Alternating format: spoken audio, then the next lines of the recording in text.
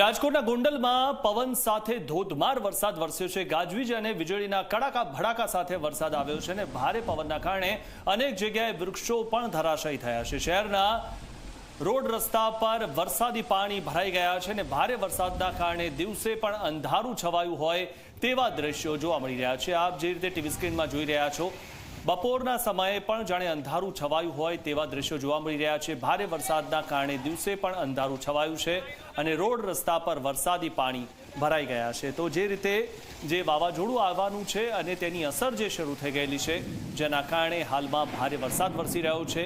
મે મહિનામાં આકરી ગરમી પડતી હોય ત્યારે હાલમાં જાણે ચોમાસું જામ્યું હોય તેવા દ્રશ્યો રાજકોટમાં જોવા મળી રહ્યા છે।